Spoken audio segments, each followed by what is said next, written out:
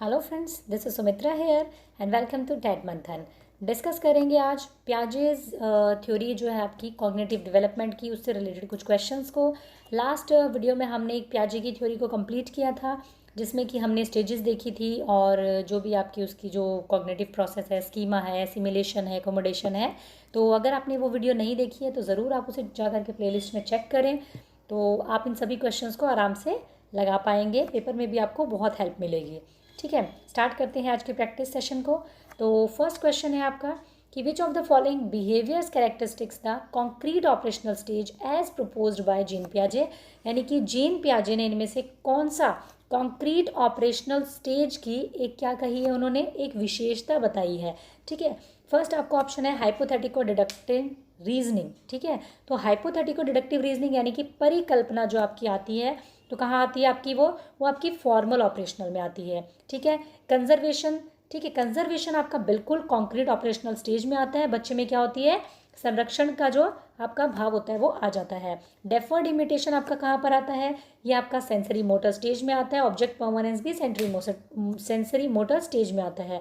ठीक है, make believe play और इरिवर्सिबिलिटी ऑफ थॉट आपकी कहाँ आती है, वो आपकी प्री ऑपरेशनल में आती है, जब बच्चा जो है चीज़ों को उल्टा नहीं सोच पाता। यानी कि एक चीज़ को अगर 5 + 2 7 होता है तो ये नहीं समझ पाएगा कि 7 - 2 भी 5 होगा। तो आपका आंसर क्या रहेगा, कंजर्वेशन और क्लास इंक्लूजन।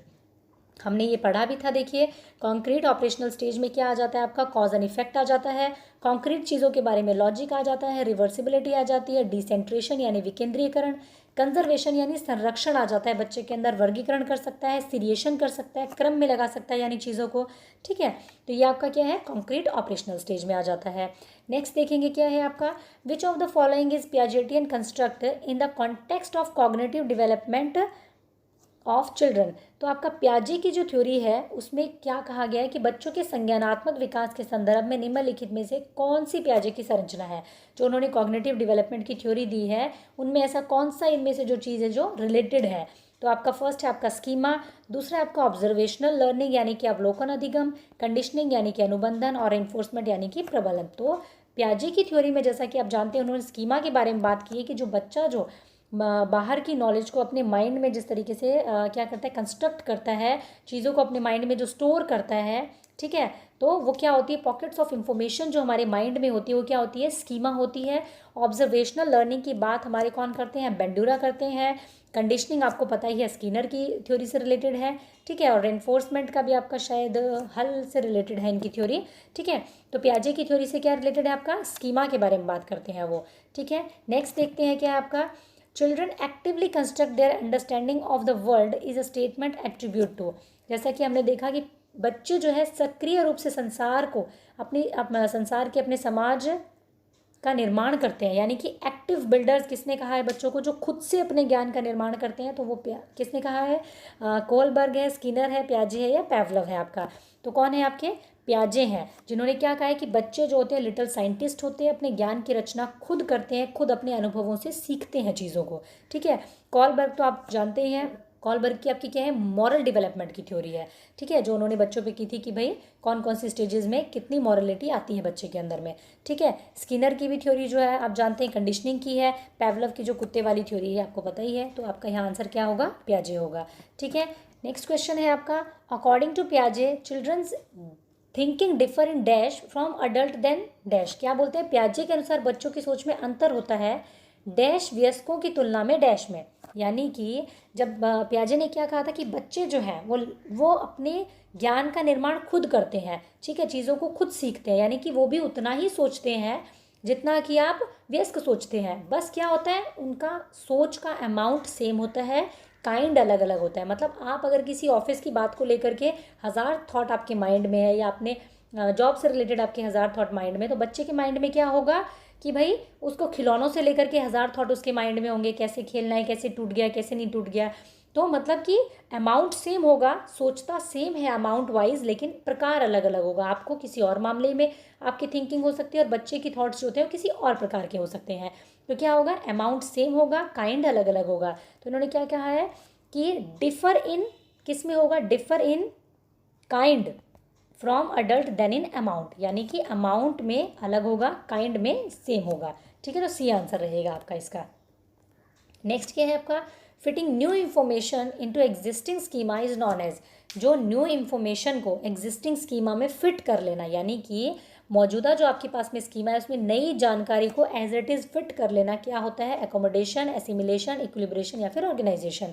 तो हमने पढ़ा था कि अगर हम किसी भी चीज़ को एज इट इज़ किसी नॉलेज को अपने स्कीमा में फिट कर लेते हैं तो क्या होता है, एसिमिलेशन होता है, आत्मसातकरण, यानी कि आत्मसात कर लिया आपने उस नॉलेज का, कुछ भी उसके अंदर में चेंज नहीं किया आपने, तो क्या होगा आपका, एसिमिलेशन होगा। ऑर्गेनाइजेशनल एक अलग प्रोसेस है जिसमें कि हम अपने सारे स्कीमास को ऑर्गेनाइज करते हैं, कि जैसे भाई आप देखते हैं कि आपके स्कीमा है तो आपके बुक्स को लेकर के अलग स्कीमा है, ठीक है, व्हीकल्स को लेकर के अलग स्कीमा है, और मतलब मनुष्यों को लेकर के अलग स्कीमा है, उनको हम ऑर्गेनाइज करते हैं। इक्विलिब्रेशन क्या होता है, जब आप एक मेंटल मतलब जो आपकी संतुलन की स्टेट होती है उसको इक्विलिब्रेशन कहते हैं। एकोमोडेशन कब होगा, जब आप अपनी पुरानी जानकारी को चेंज करेंगे, पुराने स्कीमा को चेंज करेंगे और नया स्कीमा बनाएंगे या फिर मॉडिफाई करेंगे, तब आपका एकोमोडेशन होगा।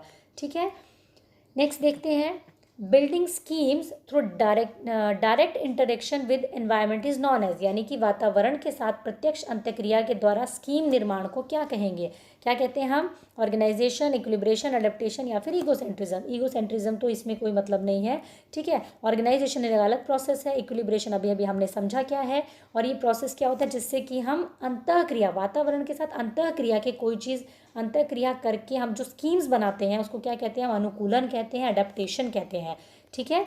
और इसी की वजह से हमारे पुराने स्कीमाज में चेंज होता है, नए स्कीमाज बनते हैं, ठीक है। नेक्स्ट क्या है आपका, the capacity to arrange object serially is developed in the child when he is in, यानी कि बच्चा वस्तुओं को क्रम में लगाना जो है वो किस एज में शुरू कर देता है, sensory motor stage, pre operational stage, concrete या फिर formal operational stage.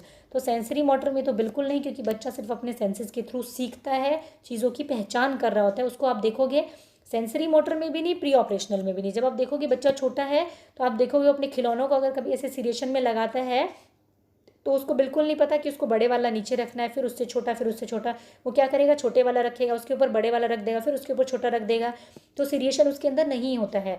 Concrete operational में बिल्कुल उसके अंदर सीरिएशन आ जाता है, वो एक स्टेज में लगाना शुरू कर देता है कि भाई ये बड़ा है, फिर ये इससे छोटा है, फिर ये इससे छोटा है, फिर इससे छोटा है। तो सीरिएशन का जो गुण होता है वो आपका कॉन्क्रीट ऑपरेशनल में आता है। फॉर्मल ऑपरेशन में तो हाइपोथेटिक, डिडक्टिव रीजनिंग और एब्स्ट्रैक्ट थिंकिंग ही आ जाती है बच्चे की, ठीक है। तो ये था आज का डिस्कशन फ्रेंड्स, और अगर डिस्कशन पसंद आया हो तो ज़रूर इसे लाइक करें और अपने सभी फ्रेंड्स के साथ में शेयर करें जो कि सीटेट की प्रिपरेशन कर रहे हैं। Thank you, keep learning, keep supporting.